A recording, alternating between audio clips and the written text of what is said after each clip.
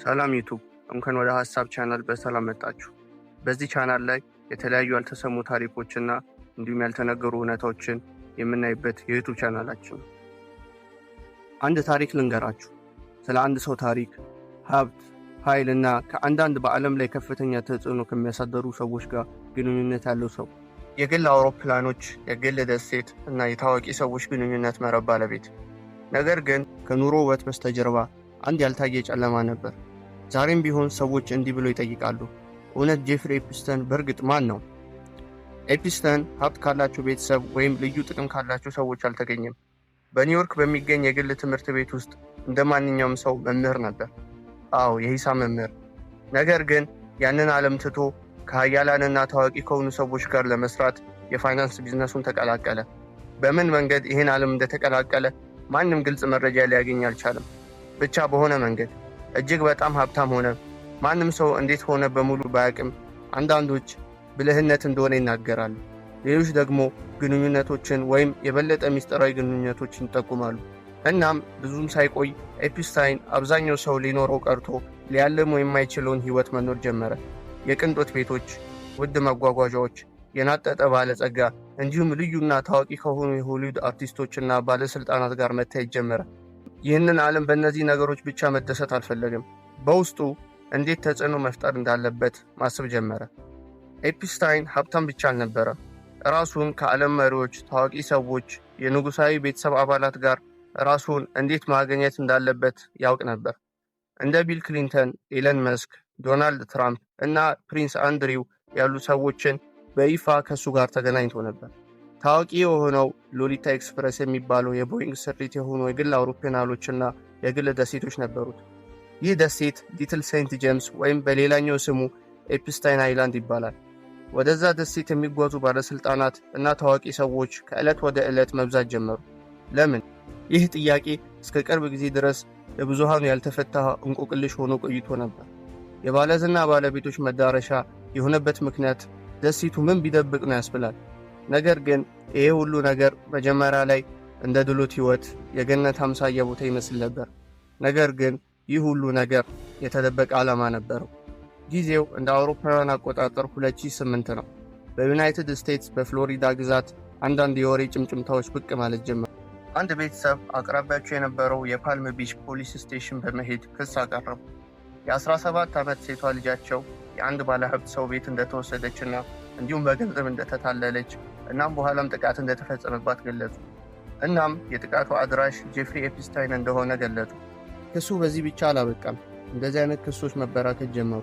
1፣ 2፣ 3 እያለ እስከ 36 ክሶች ከዚህ ጋር በተያያዘ ይቀርቡ ጀመር። ተጨማሪ ልጃገረዶች በየግል ክስ መመስረት ጀመሩ። ብዙዎቹ እርስ በርሳቸው አይታወቁ ነበር፣ ነገር ግን ታሪካቸው ተመሳሳይ ነው። ወደ ኤፕስታይን ቤት ተጋብዘዋል፣ ገንዘብ ተከፍሏቸዋል፣ ጥቃትም ደርሶባቸዋል። አንዳንዶቹ ለአካለ መጠን ያልደረሱ እንደነበሩ የመረጃ ምንጮች ይጠቁማሉ። አንዳንዶቹ ሌሎች ሴቶች እንዲያመጡ ተጠይቀዋል። ይህ አካሄድ መርማሪዎቹን ጉዳዩን በቁም ነገር እንዲመለከቱት አድርጓቸዋል። ክሱ በጣም ከባድ ነበር። ፖሊስ ከኤፕስተን መኖሪያ ቤት ማስረጃዎችን መሰብሰብ ጀመረ። የስልክ ቅጂዎች፣ በፍለጋ ወቅት የተገኙ ዕቃዎች፣ የማሳጅ አልጋዎችን መገኘት ጀመሩ።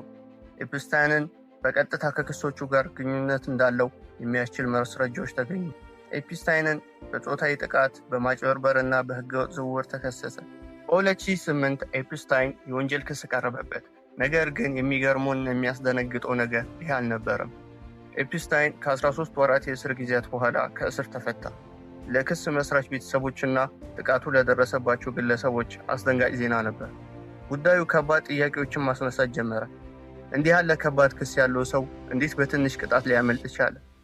ለብዙ ሰዎች ጥርጣሬን፣ አልፈታ ያለ እንቆቅልሽን ፈጠረ። አሁንም ድረስ ጥያቄን የሚያስነሳ ጉዳይ ሆኖ ቆይቷል።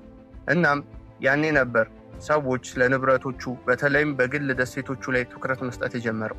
ይህች ደሴት የኤፕስታይን ደሴት በመባል የምትታወቀው ሊትል ሴንት ጄምስ አይላንድ ገለልተኛ የቅንጦት ቦታና ሙሉ በሙሉ የግሉ ንብረት ነበረች። ነገር ግን ምስክሮች እንዳረጋገጡት ደሴቱ ኃይለኛ ቁጥጥር የሚደረግበት አካባቢ ነበር። ባለሥልጣናት እና ታዋቂ ሰዎች ከሕዝብ እይታ ርቀው የሚገናኙበትና የሚዝናኑበት ቦታ እንደሆነ ገልጸውታል። ካሜራዎች የሉም፣ ሚዲያ የለም፣ ምንም ጥያቄዎች የሉም። ከሌላው ዓለም የተነጠለ ስፍራ ነበር። በአብዛኛው ሰው ቦታውን እንደ ምናባዊ ዓለም ወይም ኮንስፓይሬሲ ቲዎሪ ነበር የሚያየው። በውሃ የተከበበች ታላላቅ ቤተ መንግስትን የሚያስንቁ ህንፃዎች፣ ቅንጡ መኖሪያ ቤቶች፣ ከላይ ሲታይ ገነት የሚመስለው ደሴት፣ ነገር ግን የብዙ ሰዎችን ሚስጥርና አውሪነት የደበቀ ሚስጥራዊ ቦታ ነበር።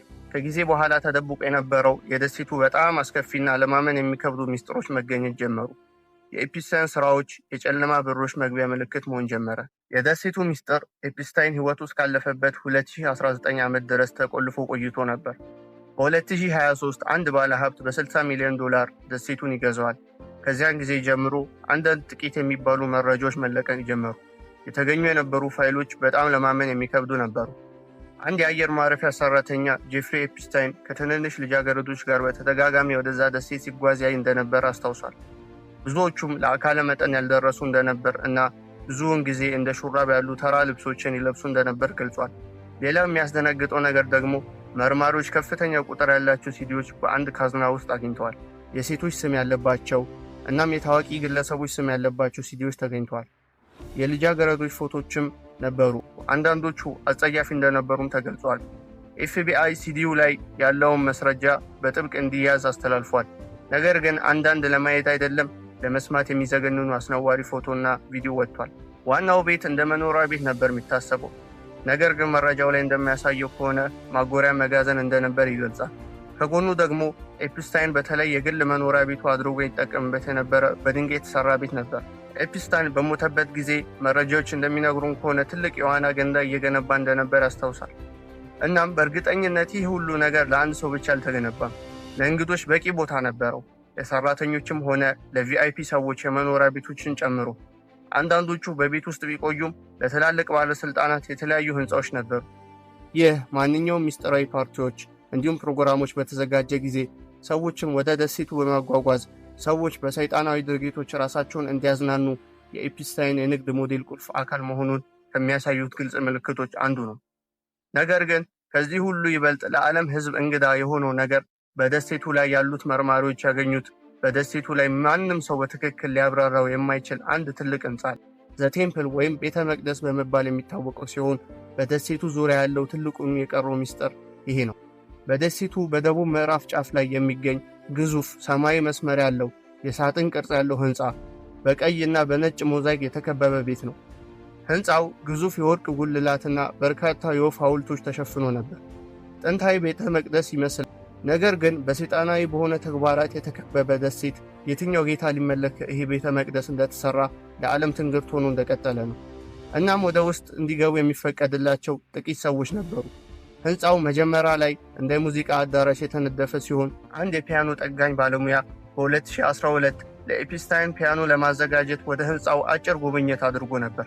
እናም ሲናገር ጋርጎይል ወይም ሰይጣንን የሚመስሉ ሐውልቶች እንደተመለከተና በዛ ሰዓት ስሜቱ እንደተረበሸ ገልጾ ነበር። በኋላ ላይም በምርመራው ላይ አንዳንድ ስዕሎች በሚያሳዩበት ጊዜ ተመሳሳይ ነገር እንዳየ ያረጋግጣል። ነገር ግን ከዚያን ጊዜ ጀምሮ ደሴቱ ከኤፕስታይን ሞት በኋላ ለሰዎች ዝግ ስለነበረ ብዙም መረጃ አልነበረም። በጣም እንግዳ ከሆኑ ነገሮች አንዱ ህንፃው ብቻ አልነበረም፣ አንዳንድ ሰዎችም ጭምር። ምንም እንኳን እዚያ ስላደረጉት ነገር ዝርዝር መረጃ ባይኖርም ኤፕስታይን ወደ ደሴቱ ስፍር ቁጥር የሌላቸው ታዋቂ ጎብኚዎች እንደነበሩት በደንብ ይታወቅ ነበር። የቀድሞ ልዑል ፕሪንስ አንድሪው በብዙ ክሶች ውስጥ ከተገኙ ሰዎች መካከል ቀዳሚው ነው። ስቲቭ ባሮን የተባለው የቀድሞ የነጩ ቤተ መንግስት ዋና ስትራቴጂስት እንደተናገረው ቤተ መቅደስ የተባለው ቤት የኤፕስታይን እና የፖፕ ፍራንሲስ አንድ ላይ የተነሱት ፎቶ ግድግዳ ላይ ተሰቅሎ እንደተመለከተ መስክሯል። ለምን እንደተገናኙ የሚገልጽ ገጽ ማስረጃ የለም። መርማሪዎቹ እንደገለጹት ህንፃው ውስጥ በጣም የሚረብሸው ነገር የበሩ መቆለፊያ በውጭ በኩል ስለሆነ ይህ ሰዎች እንዳይወጡ ለመከላከል የታሰበ ይመስላል። ይህም ስለ ደሴቱ አንዳንድ የሚረብሹ ሀሳቦች እንደነበሩ ይገልጻል። በውስጡም ወደ ታች የሚያስወርድ ደረጃ እንዳለና ይህንም ደረጃ ለምን እንደተሰራ የሚገልጽ መረጃ አለ። ይህ ትንግርት የሆነ ህንፃ ለሚያከናውኑት ምስጢራዊ የሆነ ተግባር የተሰራ ሊሆን ይችላል። አንድ አሜሪካዊ የከተማ ቃኝ በሊትል ሴንት ጄምስ ላይ ያለውን ሁኔታ ለማጤን የተዘጋውን ደሴት ለመቃኘት ገብቶ ነበር። ስቲቭ ባሮን የገለጻቸው አብዛኞቹ ህንፃዎች አሁንም እንዳሉ ተናግሯል። ነገር ግን አንዳንድ በጣም የሚገርሙ ምስጢሮች በኤፕስታይን የግል አውሮፕላኖች ሎሊታ ኤክስፕረስ የበረራ መዝገብ ማስታወሻ ውስጥ ተገለጡ። እነዚህ የመዝገብ ማስታወሻዎች የተለቀቁት በክስ አካል ሲሆን በአውሮፕላኑ ውስጥ የበረሩ ብዙ ታዋቂ ግለሰቦች ስም ይይዛሉ። ከእነዚህም ውስጥ አንዳንዶቹ ፕሬዝዳንቶች፣ የንጉሳዊ ቤተሰብ አባላትና የሆሊውድ ኮከቦች ነበሩ። ከእነዚህ ግለሰቦች መካከል አንዳንዶቹ ምንም ነገር እንዳልተፈጠረ ቢክዱም በዝርዝሩ ላይ ያሉት ታዋቂ ስሞች እጅግ በጣም ብዙ ነበሩ። ኤፕስታይን ሀብቱንና ግንኙነቶቹን ተጠቅሞ ግዙፍ የተጽዕኖ መረብ ለመገንባት እንደተጠቀመበት ግልጽ ነው እና የሊትል ሴንት ጄምስ ደሴት የሁሉም ነገር ማዕከል ነበረች። የኤፕስታይን ወንጀሎች ምርመራ እየቀጠለ ሲሄድ ተጨማሪ ዝርዝሮች መታየት ጀመሩ እና በደሴቱ ላይ የተከሰተው እውነት ቀስ በቀስ እየተገለጸ መጣ።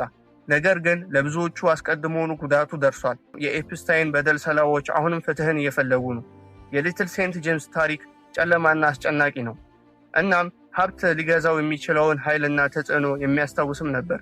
በተጨማሪም በስልጣን ላይ ያሉ ሰዎች ለድርጊታቸው ተጠያቂ ማድረግ አስፈላጊ መሆኑንና በሁሉም የህብረተሰብ ክፍሎች ግልጽነትና ፍትህ አስፈላጊነትን የሚያስታውስ ነው።